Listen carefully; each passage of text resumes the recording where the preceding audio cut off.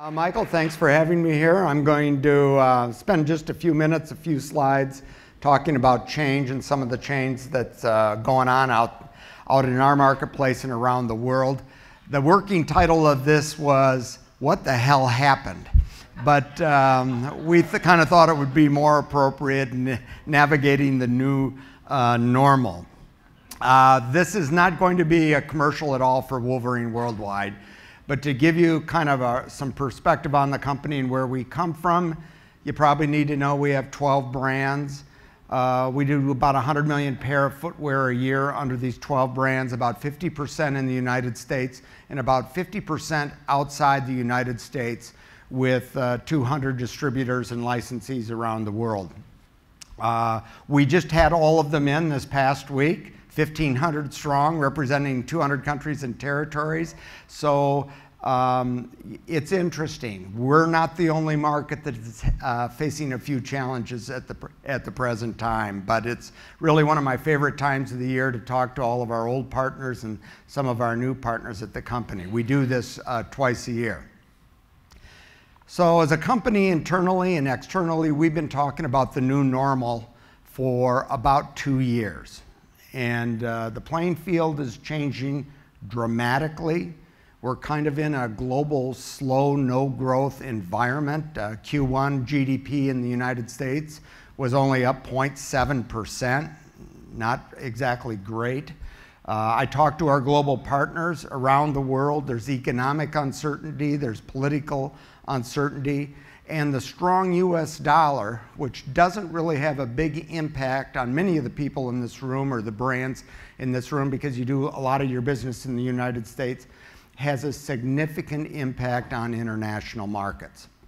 So the world buys its footwear in US dollars. So if you're reselling in a local currency that devalues, it can have a huge negative impact. And the other thing that's happening, we're probably next to the UK leading on this, is e-com and online sales. So today, 1 out of 4 pair of footwear in the United States is sold online. I'll be honest with you, 10 years ago, I never thought we'd reach that level. Maybe even 5 years ago, I never thought we would reach that level. But 1 out of 4 pairs of footwear today. So with all this change going on, especially in our market, but around the world, what has been the great enabler? The great enabler has been technology. It's that simple. There's been a tremendous shift of power to the consumer. This is a shift of power the consumer never asked for it, but everybody today has a smartphone.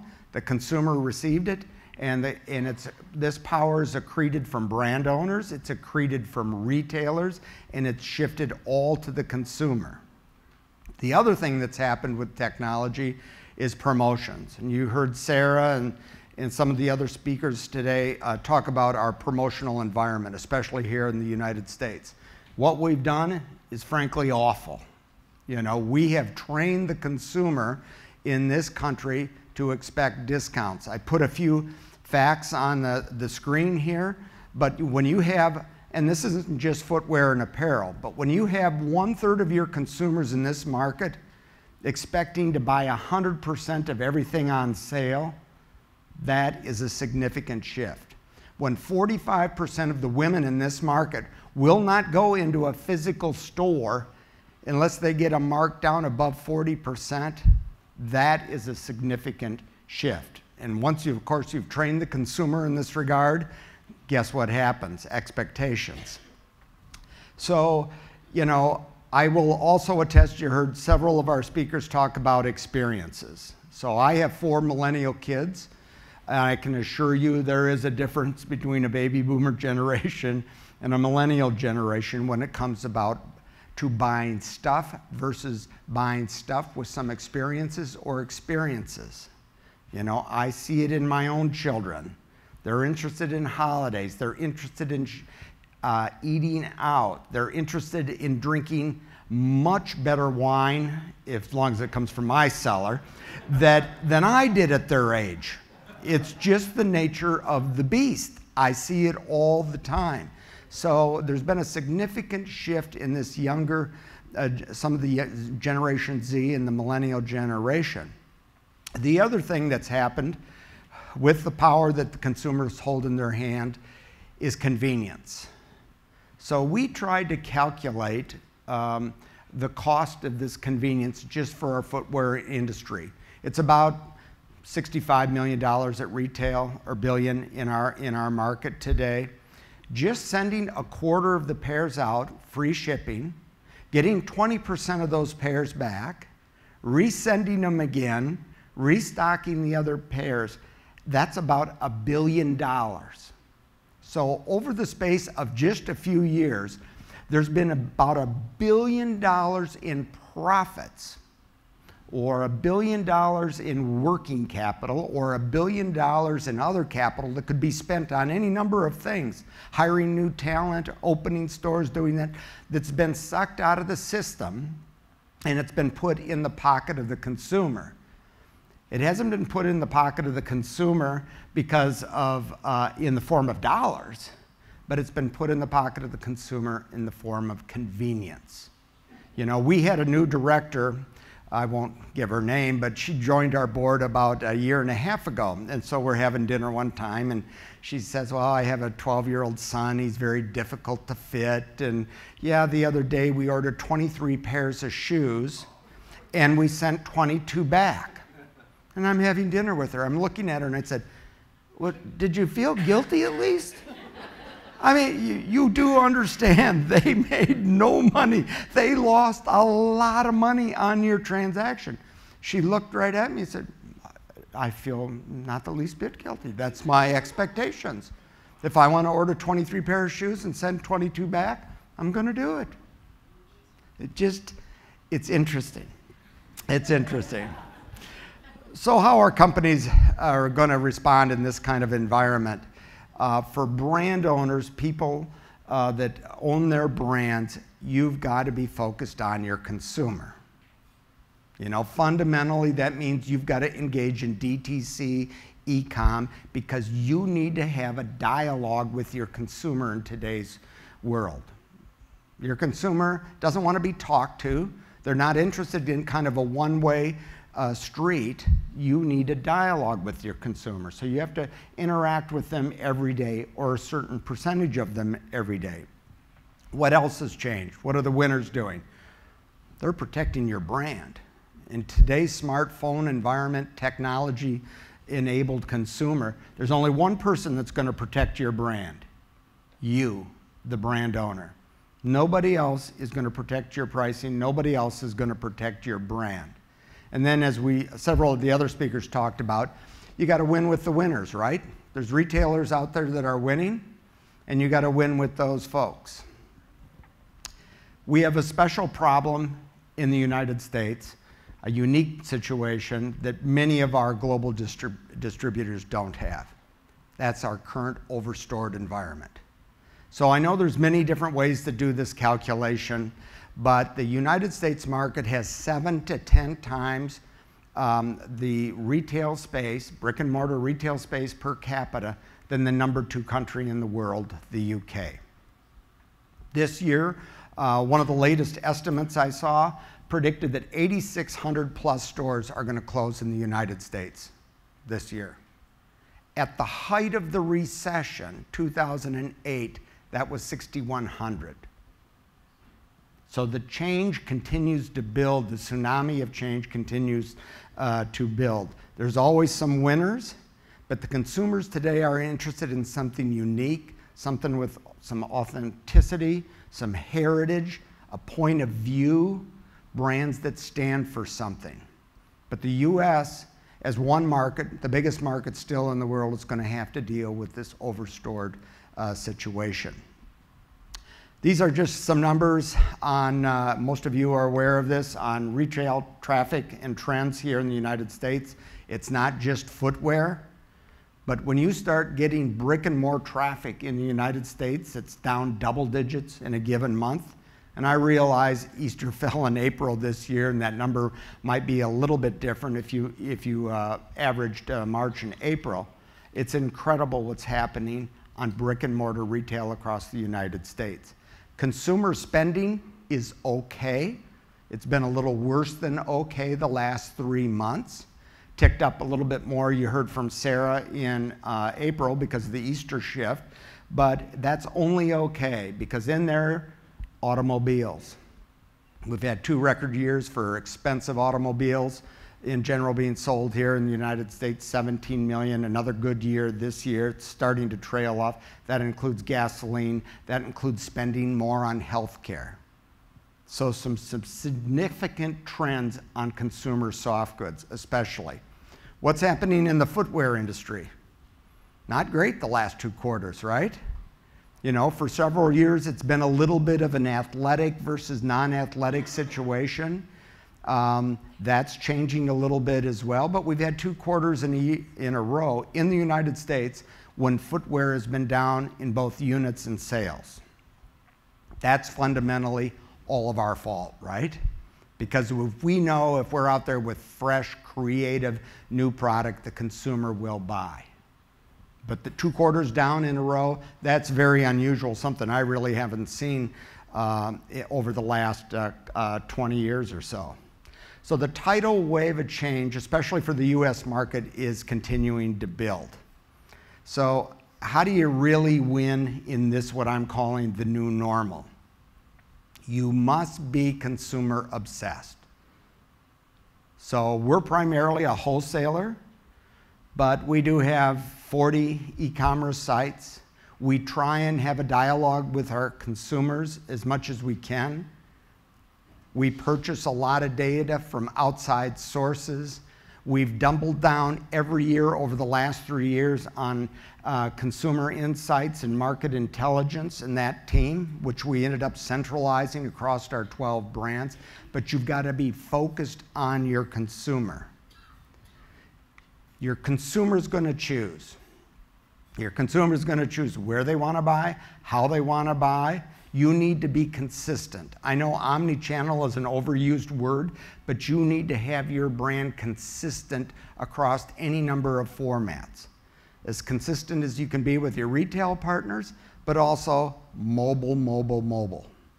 So in this market alone, mobile, the use of mobile continues to grow 35 to 50% every quarter. It's incredible. So who's going to win? Companies that do the hard thing. They do a cultural shift. They do a process shift. They do an operational shift. Speed, speed, speed. Everything in today's world, you must be faster. I wish it was the good old days where you could plan 3, 4 seasons out, when fashion followed a pretty regular hum and format, Milan, Paris, then eventually a year later New York, and then 2 years after that the Midwest. That's not our world today. And that world is gone forever. So it's a difficult environment, but the good news in our industry, there are always winners. If you're there with the right creative talent, the right fresh product, you're going to win. Just a couple of slides on what we're doing. And we're a complicated business, 200 countries and territories around the world, 12 different brands, 12 separate brand teams. But what are we going to do? And I'll caution everybody, every business, every brand, every retailer is different. You've got to choose your own path. So the path that we've chosen at Wolverine is a big bang path. So we've made the decision to rewire the company. Our processes, our operations. We're going to throw out everything that made us a great success over the last 30, 40, 50 years and kind of start from scratch. We're going to make the hard decisions and we're going to look at everything. So we're adopting a holistic transformation process for our company right now. We've put together a separate transformation office. We have people, a ton of people working a job and a half or 2 jobs to get this done. We're going to try and get this done as quickly as we can. We think we're going to get the majority of it done in 1 year, this calendar year, but we're looking at everything from a company standpoint. We liked internally to talk about it in 4 sprint lanes: innovation and growth, People and teams. We know that the team with the best players usually wins. So we're really focused on people and teams. Operational excellence. As a company, we have a pretty good reputation for being pretty good operators. We've been at it a long time, and but there's always waste. There's always ways to do things faster and cheaper. We're going to be active portfolio managers. So we're going to take a hard look at some of the brands we have, and some of the brands that we have that don't meet our future profit or growth expectations, we're going to probably either shutter or sell. But we're also actively out there looking at brands to buy. It's been a real cornerstone for our growth over the last 20, 25 years.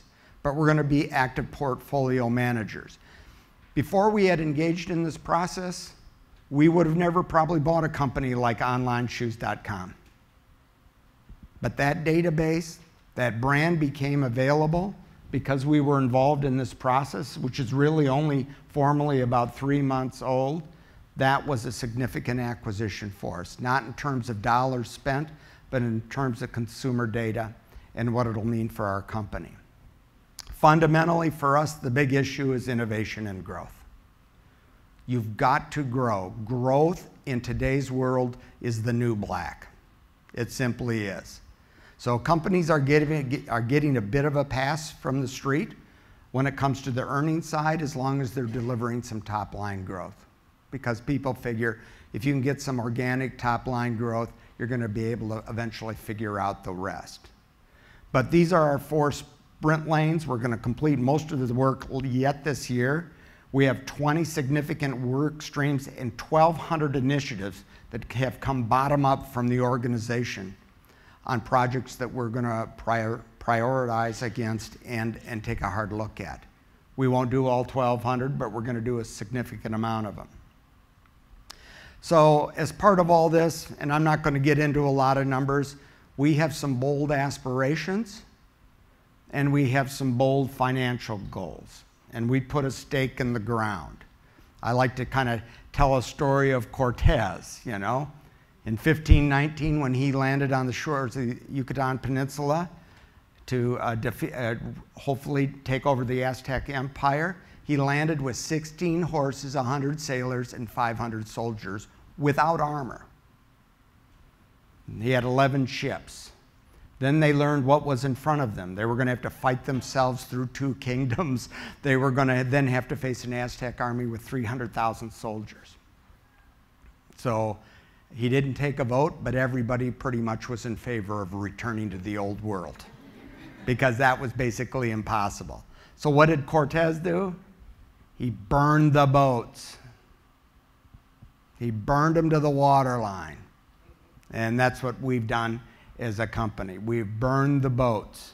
It may not be quite as drastic as succeed or die, which is the choice he gave his men, 600 strong, as they started off on their journey, but we've burned the boats and we're in the process of rewiring the company. So for us, the benefits are pretty straightforward. Financial benefits, of course. We're going to take a large percentage of the money from our efficiency savings and put it back into the business to invent in the creative class of talent. Digital, social. We're going to invest in people. We're going to invest in systems. We're going to invest in our international partners. Fundamentally, though, we're focused on driving growth in the future. Because we know when we deliver growth, for us anyway, it pretty much pours to the bottom line. So for our aspirations, our focus, our goals, it's becoming a consumer-obsessed growth company, design-led innovation engine.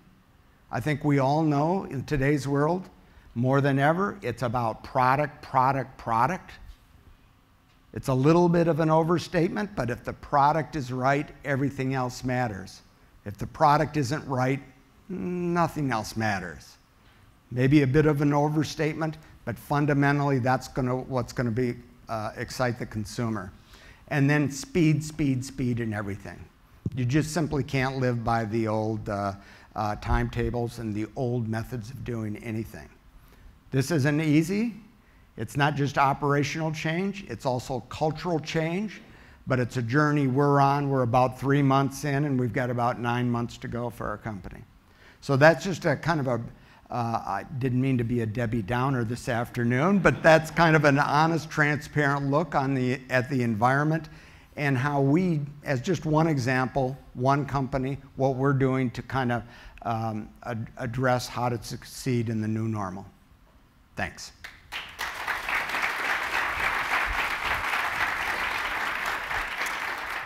We've got time for a couple of questions, if anybody has any.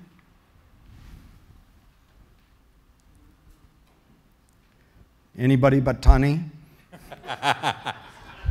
So, Blake, how do you, Wolverine has been probably the most disciplined company over the years in regards to dividends, earnings per share each quarter, each year, with probably what, a 20-year record on increasing those. How are you guys going to balance that history as well as execute the investments that you need to make going forward? Well, we're stewards for our shareholders, right? They deserve a decent return, both in terms of our stock price and our earnings per share. It's a balancing act. Every business, certainly every business as complicated as ours, builds up cholesterol. So every now and then you just have to flush it out of your system. If you can be brave enough to flush it out of your system, you can create a substantial pile of potential investment. That can go into earnings per share, that can go into people, that it can go back into buying brands and driving growth through acquisitions. So it's a balancing act. We go through it every year. I will say we had a pretty good first quarter. Relatively good first quarter, never good enough, of course, for my taste, but a pretty good first quarter. A lot of that was due to the actions that we had taken in 2016, which were focused primarily on operational excellence, but flushing some of the cholesterol out of the system. But the Wolverine Way Forward is a much broader initiative. Anybody else? I have a question regarding pricing in general. As the consumer continue to have 70% of customers in your slide are expecting to get at least 30% off. Do you think it's going to change your pricing models, or when you are putting your pricing models, I mean, do you expect that pricing will go up in retail to continue this game, or just in general, what's your strategy? I think if the U.S., well, I'll answer the second part first. I think if the U.S. dollar stays strong, prices are going to go up around the world. If there's a 20% border adjustment tax, probably we're not all going to go out of business here, right?